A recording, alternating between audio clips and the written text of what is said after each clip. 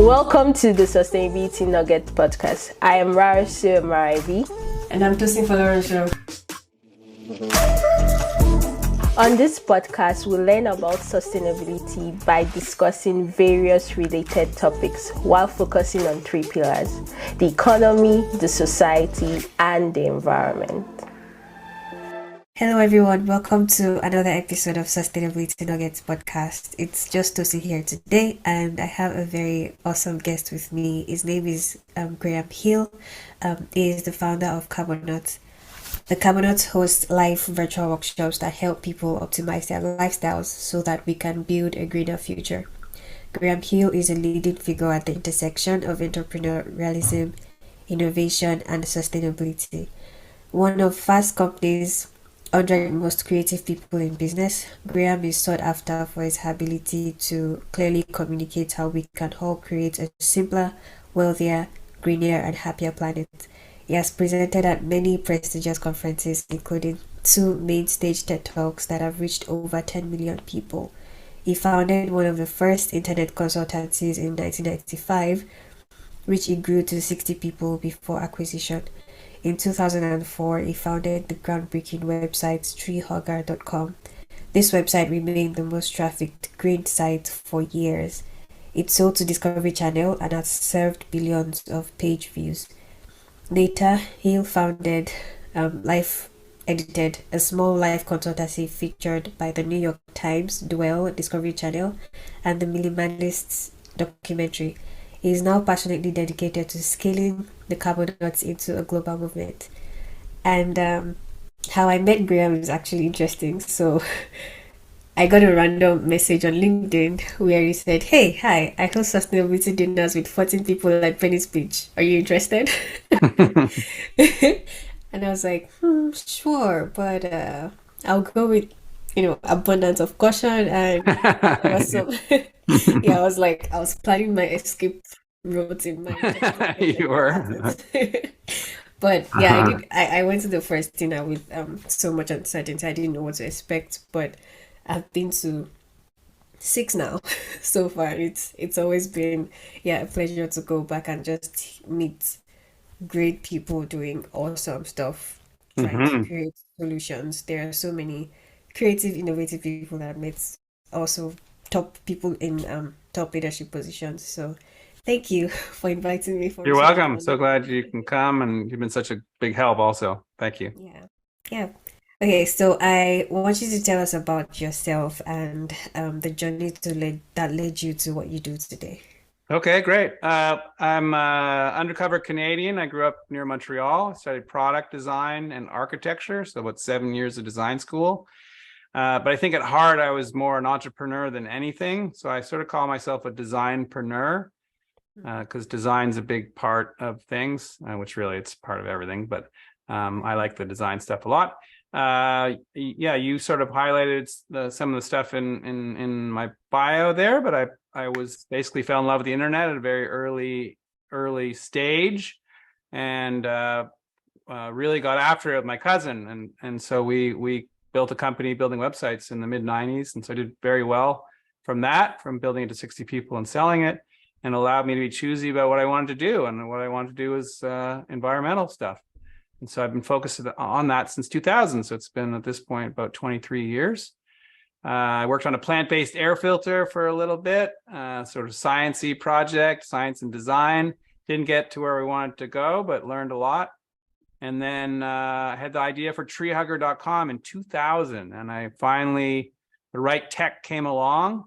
The blog technology sort of just made it feasible to do. And so we did it, and we pushed very hard, and Meg O'Neill, who is now working with me at the Carbonauts, was a big part of that. And so in 2004, we launched it, and we were the biggest green site on the web, the most trafficked green site on the entire planet for a number of years, and really helped show people a beautiful, exciting, positive green future, and people found a real place for them. It's hard to see it in context now, but then environmental media was really pretty terrible, and we really helped change that. And so that went great and is still going strong. Billions of web pages later, treehugger.com, highly recommend it. Great newsletter. And sold it to Discovery in 2007. Discovery Channel, now Warner Brothers Discovery.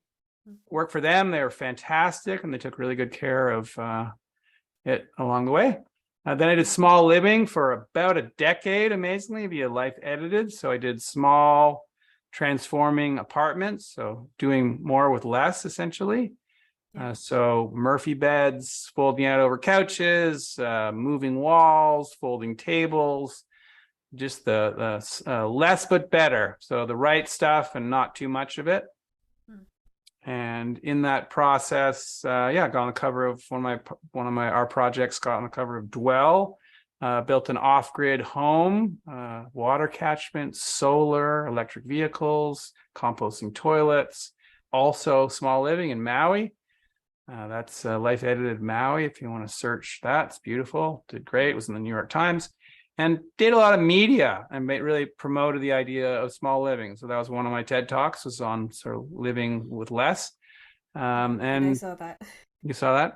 And people are really, our society definitely has a desire for that, intuitive sort of desire. And so we had a lot of fun, did some great work, really helped promote the idea of small living. I was in the Minimalist documentary also, which was cool. And but ultimately I realized I didn't want to be an architect nor a real estate developer, and those were really my two options there. And so I started working on the Carbonauts, and the Carbonauts was 3 years ago. We started back sort of end of 2019, beginning of 2020. And the idea there was that in 2004, when we started Tree Hugger, it was about mainstreaming green. So sustainability wasn't mainstream. We wanted to help make it accessible and contemporary to the normal average person. And so we did, but cut to 2019 or now really, and people get it.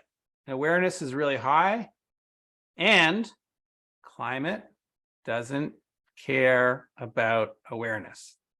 Climate doesn't care about our feelings.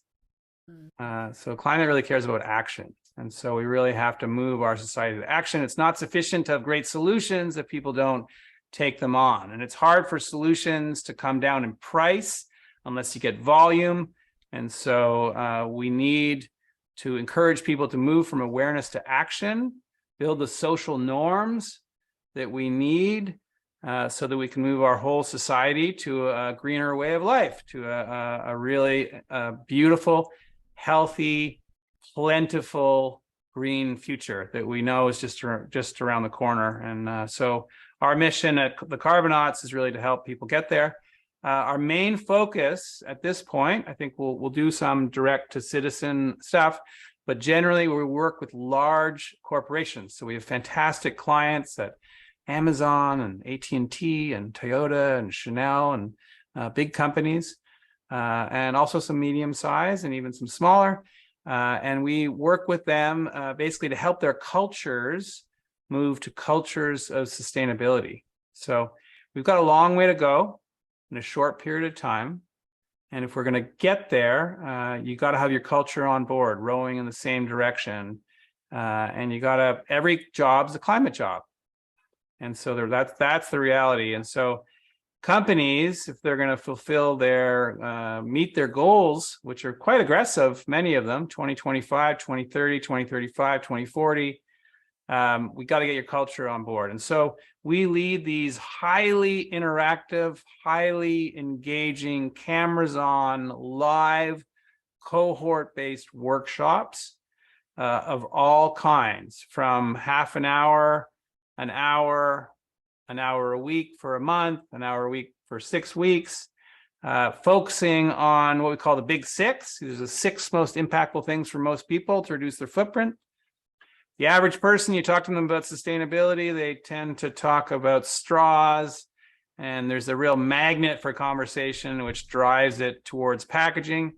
And yes, we need to fix packaging for sure, but it's a really small part of the problem. And for the average person, they should be focused on the big 6. And the big 6 are things like switching to renewable energy, reducing the miles that you drive if you drive, and electrifying them, moving to a more plant-rich diet, reducing food waste, starting to compost or upping your game there, reducing and optimizing flying. Flying is actually a big part of most of our footprints.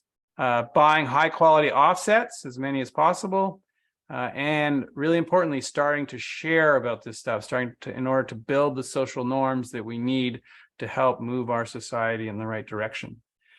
So we use a carbon calculator for some of our workshops. We do stuff on sustainable fashion, on low plastics living.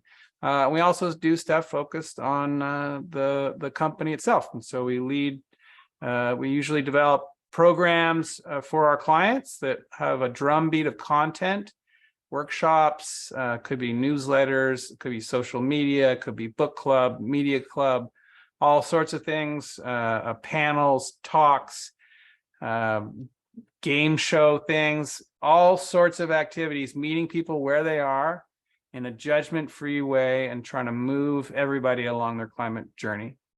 And so that's it. That's the big thing. We have a team of like 7 people. So far, we teach all over the world. We've taught in over 30 countries.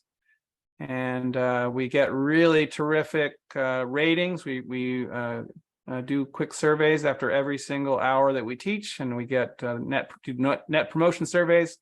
We fall in the great category, so we do well. And we're just out there trying to make a difference. And so that's Carbonauts, and I'm 100% full-time on that and more. That's awesome. I love how you mentioned that you educate and teach people in a judgment-free way, because I think that's one area that it's like a thin line when you're trying to facilitate behavioral change. It's like, how do you get people to change without actually making them look like, oh, you're the bad guy, Right. And yeah. Yes, I think that's very important. I don't think we get anywhere with shaming. Right. You got to make people feel, and if you think about it, like wherever you are on the climate journey, there are people that are further ahead on that journey, right? I've been at it for 23 years. My friend Bonnie Nixon has been at it for 35 or 40. Am I a jerk because I'm not where she is? No. I just came to it when I came to it. And so I think that's really important. So we're very focused on, it's not about shaming, it's about supporting, meeting people where they are, and finding the stuff that appeals to them and helping them just move along their journey. Yes, and you mentioned that one of the 6 areas that you focus on is reducing flying. What has been people's reaction when you tell them fly less or don't fly? Like how do you pass the message to people? Well, I mean, we don't listen. The answer very well might be don't fly, for sure. Like, and I think we all actually know that it is. Like, things that graph is continuing to go up, right? And so I think we look at some of these more extreme, and we sort of poo-poo it and stuff, but they actually may be being really smart. If we listen to all of our institutions, what they're saying, and look outside the window at the crazy weather and stuff, all the things that are happening, it's actually very logical. That said, we don't push for that. So we help people understand the footprint of flying, and it really depends on the demographic. Like, my general friends tend to fly a fair amount. The average American flies like once a year. And then there's certainly countries where the average person is going to hardly fly, may never fly. Right. So it's highly dependent, but we encourage people to just be conscious of it, understand, wow, it's a really big footprint. And there are a whole bunch of things we teach in terms of what you can do. You can fly direct. You can fly economy. It's a lower footprint if you fly economy. We want more people in the planes, and so the less business class and first class, the more people are getting from A to B. And when you divide up the emissions, that's how it all works. So that's one. You also can stack trips together. If you have two trips in the same direction, if you make 2 separate trips, it's going to be 4 legs. If you put them together, it's going to be 3 legs. So you save a whole flight, which makes a big difference. So there is a bunch of stuff you can do, and there are greener flights. You can also select greener flights now on Google on Kayak, and I'm sure and a number of others. So, Yes. but yeah, people are. I mean, yeah, no one wants to be told what to do, and no one wants to, reduce their freedom. And so it's a tough one. Right. But if you understand it and you do want to make a difference, then if you're conscious and do a little forward thinking and planning, then you may be able to skip a trip or part of a trip, and that does make a real difference. Skipping one longer flight is going to be the equivalent of all your recycling for a decade for sure. So focusing on that is a good thing to do. Cool. So I had a question here about your TED Talk, Less Stuff, More Happiness, which you gave in 2011. I remember 2011 was just when I was entering college. So when you talked about your journey in sustainability, like you've been doing this for 23 years. I've been doing this for, I would say, 10 years. Not bad. Yeah. You're a little And younger than me, so that's good. yes. My main takeaway was when you mentioned that we want stuff that we're going to love for years and not just stuff. Do you Right. remember that part? Yeah. Yeah, of course. Yeah. Of course. So, I reflected on that a lot, and for me it's like 12 years later, it still looks like there's an overabundance of stuff. We're still producing a lot. There's more Yeah. electronics, more clothes, more fascinating, innovative gadgets to Yes. purchase, and it's become even easier to dispose things. So, do you think that as consumers, we are collectively making any progress towards a greener future? Yeah, in certain areas for sure. I don't know if our consumerism has has gone in the right direction for the last while. I mean, Yeah. it's incredible. I know you have a big focus on sustainable fashion, but I think the sort of the perfect example to illustrate where we are now compared to where we used to be is looking at clothing. So clothing, literally, people used to put clothing in their wills. So clothing was so well made, and they took such good care of it that there would be pieces of clothing in your will. We've gone from there to, from what I understand, some of these big fast fashion companies, the design requirement for their clothing is five washes. Yeah. It Wow. has to last 5 washes. So we've gone from clothing in your will lasting To literally generations just 5 washes. to 5 washes. And it's such a disaster. So it's tough that we are society, for the most part, we are a bottom line culture. And we've through Madison Avenue, et cetera, have become very good at understanding how to make buying stuff desirable. Right. And then we've made the process as easy as possible to the point that you can just a couple clicks on your phone and And you're something's done. coming to your home. So Even if you don't have the money now. it There's becomes very hard to resist. Yeah. One little slip up, and then you got you got some stuff coming at you, and then so it's tough. And so but we've absolutely made progress on lots of fronts: renewable energy, our vehicles. There is some great, better, sustainable clothing. Right. There are some great products. There always have been out there that last a long time. So there's lots of stuff and some very exciting stuff. Small nuclear, perhaps, fusion, direct air capture. Like there's some incredible stuff that isn't here yet, but is looking like it may get here. So lots of progress, and lots of going the wrong direction also. Yeah, it's both ways. Yeah. So, there's a term you use when when it's time for introduction at the dinners that you host.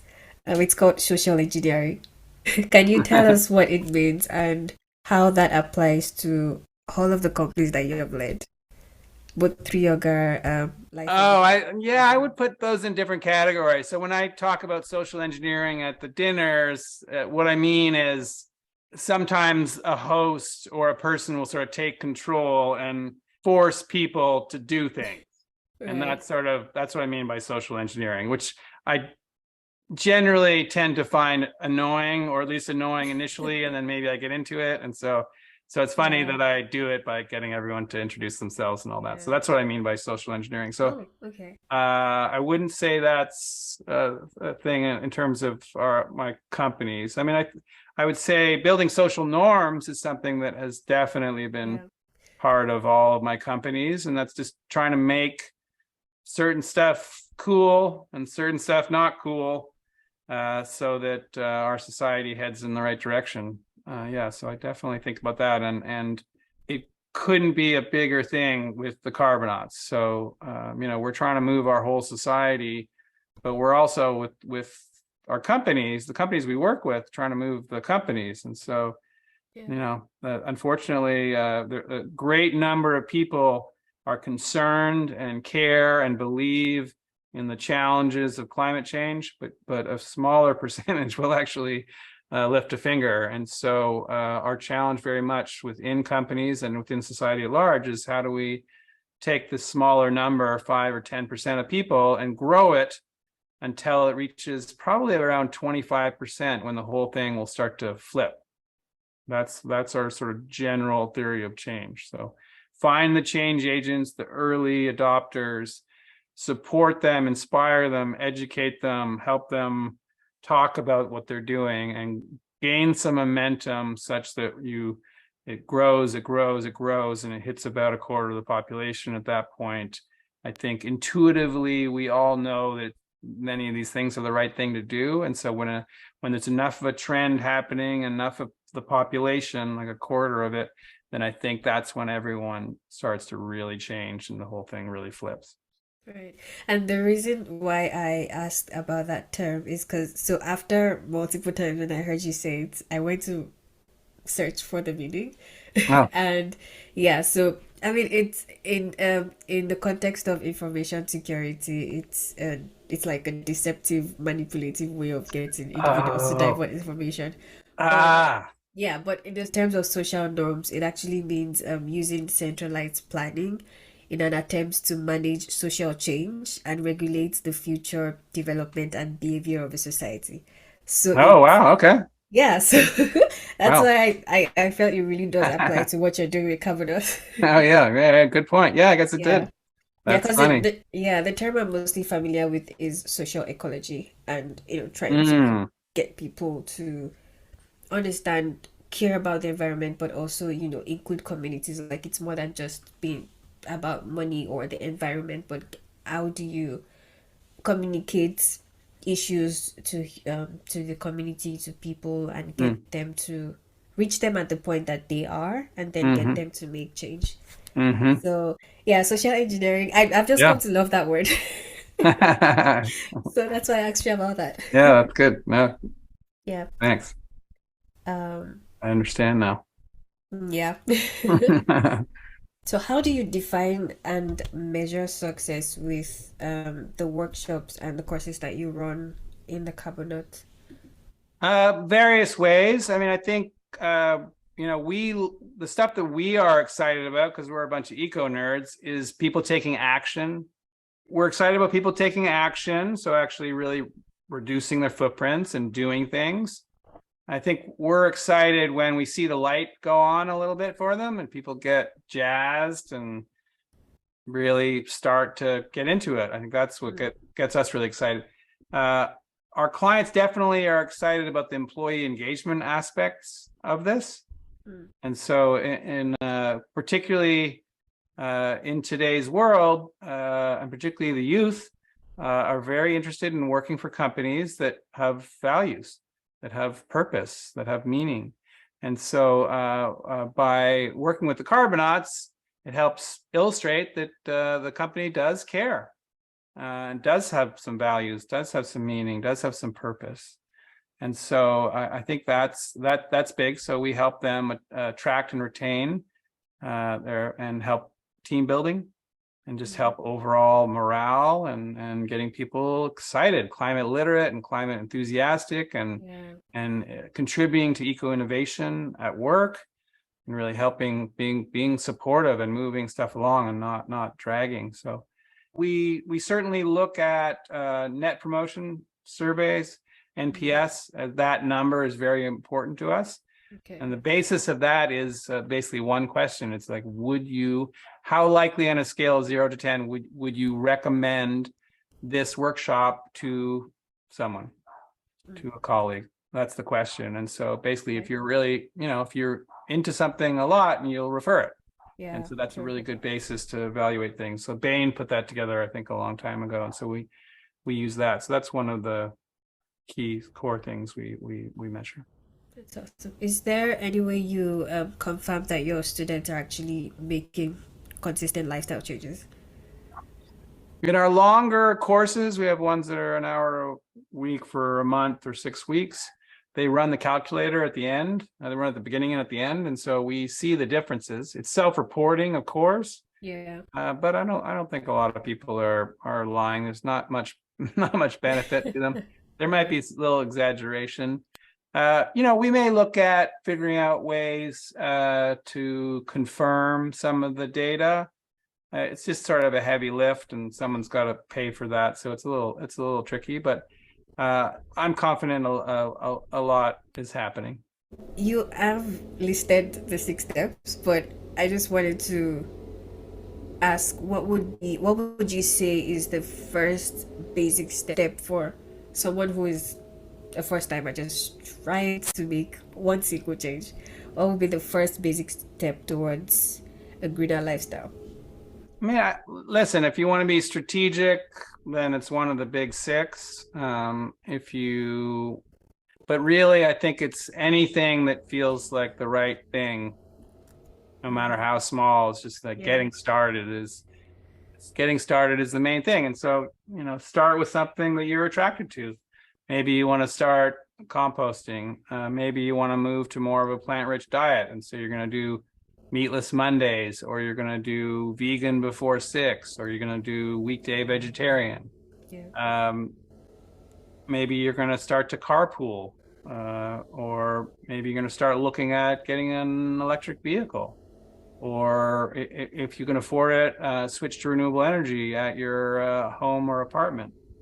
There are a ton of things you can do. It's just sort of what you're attracted to. Maybe bike, but you could be biking more. Certainly skipping a flight or stacking a trip. There's so many things that you can do that really make a difference. And to add to that, I think for me, I have recently been trying to connect financial literacy with sustainability. And so because I work with college students, and so when I want to start that conversation about reducing waste or just being sustainable in general, the first thing I think about is, how do you save money? How do you save more money? How do you spend less? And also understanding, people have different financial capabilities. And so what fits your budget, and how can you ensure that you are not spending what you don't even have in the first place? Mm-hmm. Yeah. Yep. Yeah, that's a great place to start. Yeah. Absolutely. How do you think individual and collective action can drive big corporations to change? So I think one thing I love about the Carbonauts is the fact that you are actually targeting the big companies, which you mentioned Amazon. For most times they've definitely come under fire for promoting buying more and being not exactly climate friendly. And so in dealing with individual behavioral change, which if more people get on board, it becomes collective action. How can that drive big companies to change? First of all, I think Amazon's actually doing a lot, and I think we'll see more and more of that. So I think they're somewhat unfairly singled out, and like there are a lot of convenient ways to buy things these days, and but we're all part of it, and so I think that leads to the second point, and that is humans like to point fingers. We love to point, and we always like to point in a way that away from us, that somehow allows us to not have to I'm do not the bad anything. guy. They are the bad Yeah, guy. someone else is. Yeah. They should be fixing this. It's not mine. I don't have to do anything. So we point at government, we point at corporations, corporations point at individuals, et cetera. Everyone just loves to blame the other person. The reality in terms of corporations, like there is like a meme that goes around that, oh, the top 70 companies are responsible for, top 100 companies are responsible for 70% or blah, blah, blah. We are those companies. We work in those companies. We buy from those companies. We invest in those companies. Like, these are not some like foreign, like evil people. Like, they're all part of it, and we're all, most of us, the vast majority of us are complicit. So like, people will be like railing on about like the lumber companies or the oil companies. It's like, you got to be realistic. Like, are you telling me you've never used non-sustainably forested wood somehow, or paper, or you haven't your life hasn't been affected by, or you haven't used oil and gas? Like, I literally, all of our plastic, our roads are made of oil. All of us have driven in gas cars. Like, we're all complicit in this thing. And so I think we want to be supportive and help these companies transition. And companies are made of people. And so if you can change the people inside them, that's how the companies themselves are going to change. And listen, we're going to need sustainability execs and groups to make all these great plans, but we also need a bottom up, and you're going to need everyone on board, everyone rowing in the same direction. Every job's a climate job. And so it's really about moving everyone along their climate path. And we think that that's probably not going to happen from some pre-recorded video. It's going to happen by connecting and doing it in community, in cohort base with a bunch of people, and getting inspired by others, and it being live and interactive. And so those are the main tools that we apply. Great. Awesome. Which I was going to ask about the dinners that you host. Where did you start, and what really led you to starting those dinners? So we probably started like 8 months ago, and then we've done about 35 of them, I think. And they're like 15 people, informal. I've done them. I have a big table at my place, 12-foot table inside and 12-foot table outside. Right. So we did a lot of them in the backyard. Now that we do them inside, we've also done them in other places our staff lives: Seattle, Vancouver, Boston. We've done some in New York City while traveling, and San Francisco. And the big idea is, I used to do this back in 2000 in my loft in New York City. I always loved bringing people together. I used to do it around sustainability, and then I certainly have done it just personally. I like doing it. And so I'm somewhat new. I was 19 years in New York, and I'm only 4 or so in LA with COVID and some time in Maui, et cetera. And so I didn't have a deep network of green sustainability people. And so I wanted to develop. So that was the basic idea. And then they just were super rewarding. We just get people together, and everyone hangs out and has some drinks, and then some great Indian food from this place called Mayura comes, and we sit down, and it's great food. Break bread. It's really good vegetarian food. And then we someone talks sometimes for 5 or 10 minutes, and then we go around the table introducing ourselves, and it's just rewarding. And I get to see people, help people make connections, and I connect them all on LinkedIn and via email, and they will become friends and work together and work on projects. And it's like really, really, really rewarding. And we're doing one. I'm excited. Next week, Catherine Heo is coming to one, so a real eco celebrity. So that's going to be fun. And then we should be doing some at Green Biz in Scottsdale. And they're really fun and very rewarding. Yeah, that's the connection and networking part is definitely a huge one for me, because sometimes it's hard to connect yeah, we can go for conferences, but they're so formal. Like you see all this, especially with the caliber of people that I've met at your dinners. It's like if I met some of those people in a conference, I might not work up the courage to talk to them. And so in Yeah. yeah, so in that casual mellow setting, it's easier to actually see them as people that I can relate with, and we're in the same industry, or not necessarily in the same industry, but we have the same goal. We're all looking towards making a greener, creating a greener future. So it's thank you Oh, you're for welcome. So hosting glad you those. can. Yeah, those are Yes. awesome. Thanks. Yeah. Do you have any Um, final words of wisdom to share on our podcast today? I mean, I don't know about So words of imagine, wisdom. I mean, yeah, listen, I would say, yeah, in the same vein as every job's a climate job. Yeah, everybody's got to get yeah, involved. that's So, whoever you are listening to this, you have an important role to play. And I'd say part of it is taking action and having some responsibility at your home, at your work.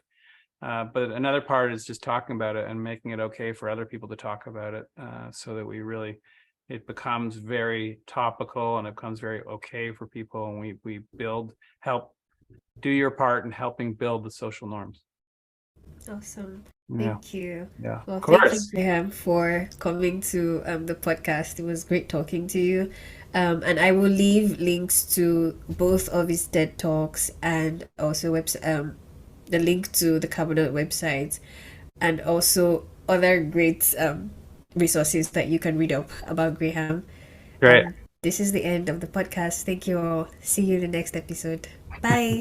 Bye.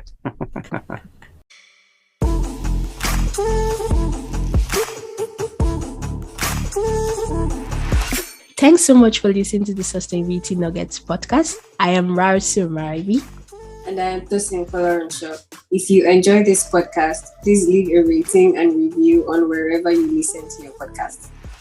You can also show your support by signing up for a small donation to help sustain future episodes.